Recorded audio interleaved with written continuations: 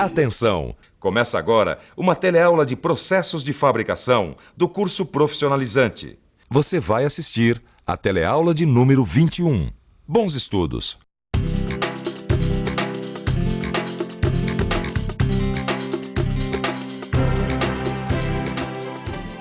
Os processos de fabricação que você estudou até agora foram principalmente os do tipo metalúrgico, como a fundição, a laminação, a trefilação e outros. E você deve estar se perguntando, quando é que eu vou aprender os processos de fabricação utilizados para transformar um material como esse, fundido, numa peça toda cheia de detalhes como essa aqui? Pois você pode parar de se afobar, hein? Agora que você já está uma fera nos processos de fabricação que preparam a matéria-prima, está na hora de pôr de fato a mão na massa e aprender os processos mecânicos de fabricação. A partir dessa teleaula, você vai entrar em contato com a maior família dos processos de fabricação, a usinagem. Você vai conhecer toda a tecnologia que está por trás desses processos, desde os mais simples até os mais sofisticados. Nessa etapa, vão ser 40 teleaulas, que vão estar divididas em 2 livros de estudo. Você vai ver que os processos de fabricação metalúrgicos são apenas o começo da história. Bom, depois que um material passa pela fundição, como esse aqui, por exemplo, ele precisa passar por um ou vários processos de usinagem para se transformar numa peça como essa aqui. Mas afinal de contas, o que é uma usinagem? Isso e muito mais você vai aprender nessa teleaula. Hoje você vai ficar sabendo o que é usinagem, vai aprender o que é a chamada geometria de corte e vai conhecer um pouco sobre as características das ferramentas e os materiais utilizados para fabricá-las. Muito bem, já que usinar é preciso, está na hora de aprender. A nossa teleaula está começando.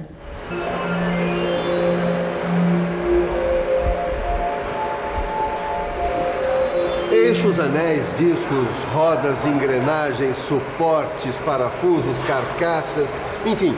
Vocês estão cansados de saber que todos os conjuntos mecânicos são formados por uma porção de peças. E sabem também que essas peças devem ter dimensões exatas e acabamento X para poder dar conta do recado. Pois muito bem, o que eu quero saber de vocês é, de um modo geral, quais são os 2 modos de se fabricar uma peça, qualquer peça. Você está falando de processos de fabricação. Já sei, Tito. A gente estudou isso num livro de processos de fabricação. O livro dizia o seguinte: as peças podem ser fabricadas de 2 modos. O primeiro é sem a produção de cavacos, como nos processos metalúrgicos, de fundição e laminação, por exemplo. Cavaco, você sabe, são lascas de metal. E o segundo modo é com a produção de cavacos. E a produção de cavacos é justamente o que caracteriza todos os processos de usinagem. Registrou aí? Usinagem são processos de fabricação com a produção de cavacos. Mais precisamente é o seguinte: usinagem é o processo pelo qual a gente modifica a forma de um material com a remoção progressiva de cavacos ou aparas, metálicas ou não. O problema das peças fundidas e forjadas é que elas apresentam uma superfície grosseira, precisando de um melhor acabamento. É exatamente aí que entra a usinagem. E a usinagem também entra em campo quando a gente precisa fazer um canal como esse aqui, ó. Aliás, para fazer uma peça como essa, cheia de detalhes, só mesmo uma boa usinagem. Tá a fim de saber o que a usinagem permite? Então anote aí. Acabamento de superfície de peças fundidas ou conformadas, fornecendo melhor aspecto e dimensões mais exatas. Possibilidade de abertura de furos, rasgos, rebaixos e todo tipo de detalhe. Fabricação de uma só peça em qualquer formato a partir de um bloco de material metálico ou não metálico. Dá só uma olhada aqui.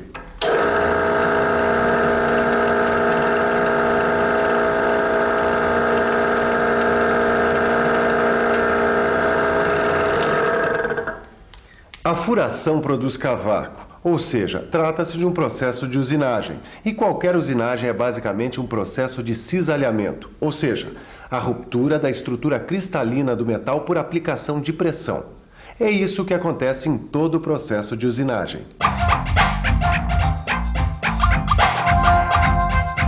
Limagem, rasqueteamento, torneamento, fresamento e retificação são algumas das operações dessa grande família que é a usinagem.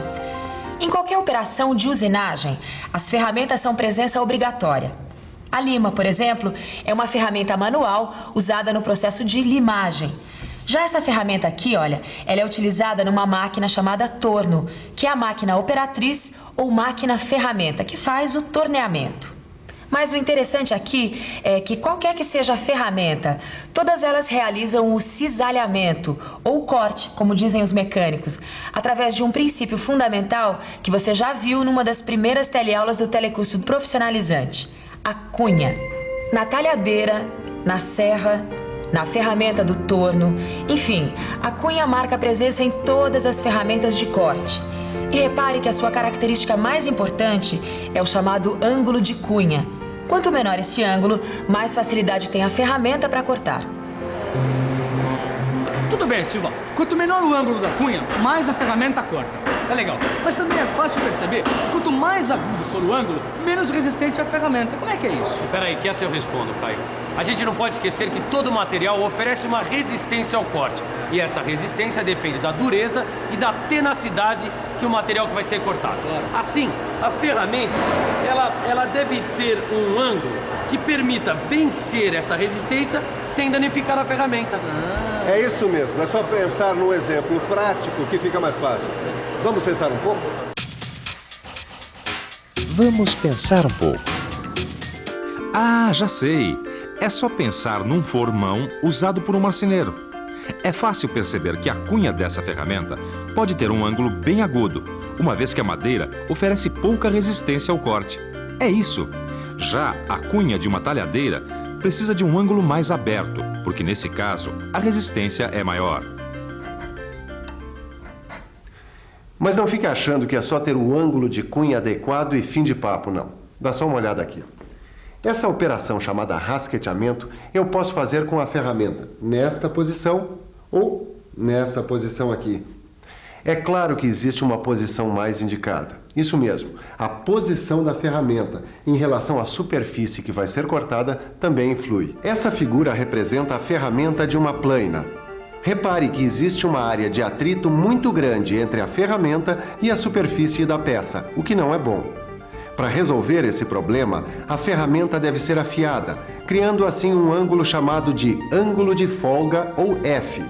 E além do ângulo de cunha C e do ângulo de folga F, tem ainda outro ângulo muito importante, que tem tudo a ver com a posição da cunha. É o ângulo de saída S. Esse ângulo de saída ou de ataque pode ser positivo, nulo ou ainda negativo. É desse ângulo de saída que vai depender um maior ou menor atrito da superfície de ataque da ferramenta. E você já sabe, quanto mais atrito, mais esquenta a ferramenta. Por isso, é importante, dependendo do material que vai ser usinado, utilizar uma ferramenta com ângulo de saída nulo ou até com ângulo de saída negativo. No seu livro de estudos, você vai encontrar mais informações sobre esse assunto. O importante, por enquanto, é saber que todas essas informações sobre ângulos é o que a gente chama de geometria de corte. E essa geometria de corte já foi mais que estudada. E assim, para cada operação de corte, os valores dos ângulos que possibilitam um melhor rendimento já foram calculados e podem ser encontrados nos manuais das ferramentas. Para começo de conversa, a ferramenta precisa ser mais dura que o metal que vai ser usinado, principalmente nas temperaturas de trabalho. É só lembrar que aumentando a velocidade de corte, a temperatura na zona de corte aumenta proporcionalmente. Assim, é importante que a ferramenta tenha dureza a quente. Se você comparar o material da ferramenta com o da peça a ser usinada, ele deve sair ganhando em resistência ao desgaste. Afinal, é a peça a ser usinada que deve perder material, e não a ferramenta. E mais, hein?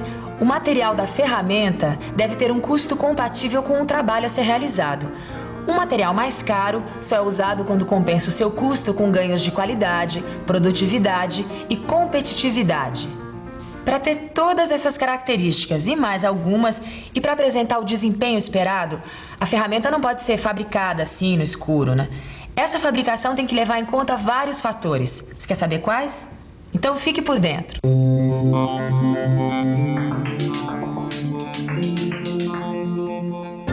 Na hora hora de produzir uma ferramenta, deve-se levar em consideração os seguintes fatores: a natureza do produto a ser usinado no que diz respeito a seus custos e precisão, o volume da produção, o tipo de operação, os detalhes de construção da ferramenta, o estado da máquina-ferramenta e as características do trabalho. Quer dizer, então, que todas essas ferramentas foram fabricadas levando em consideração todos esses fatores? Claro, e mais, essas ferramentas podem ser fabricadas com vários materiais. Essa talhadeira, por exemplo, é de aço carbono. Essa broca aqui é de aço liga. Exatamente. Os aços ligas médios, como são chamados, são bons de resistência ao desgaste. Aí tem também essa ferramenta de torno aqui, que é de aço rápido. Aí de liga não ferrosa, tem alguma? Tem sim. Essa aqui, por exemplo. Tá vendo? Elas são boas pra quê, Silva? Elas são boas de se trabalhar em altas temperaturas. Dá uma olhada aqui. Essa aqui parece que tem uma espécie de pastilha presa nela. Sim. Essa é a pastilha de metal duro ou carboneto sinterizado. Agora, vocês sabem para que tipo de serviço ela é boa? Não. E você aí em casa quer saber? Pois então dê uma olhada no seu livro de estudos, que lá você vai encontrar informações detalhadas sobre os materiais com os quais as ferramentas são fabricadas e suas indicações. Mas antes, que tal uma boa revisada no que a gente viu hoje? E atenção, se liga aí que é hora da revisão. Na teleaula de hoje, você aprendeu que a usinagem é um processo pelo qual se modifica a forma de um material pela remoção progressiva de cavacos ou aparas.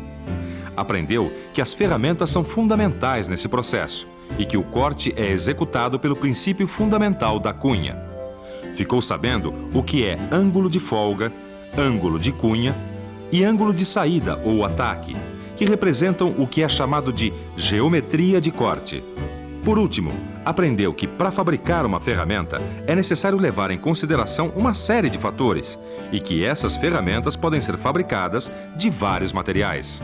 E aí, você gostou, não é mesmo?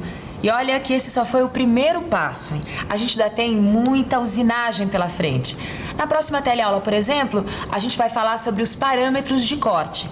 Mas para chegar até lá, sem dúvidas, é bom você dar uma boa estudada no seu livro, hein? Espero você na próxima teleaula. Tchau!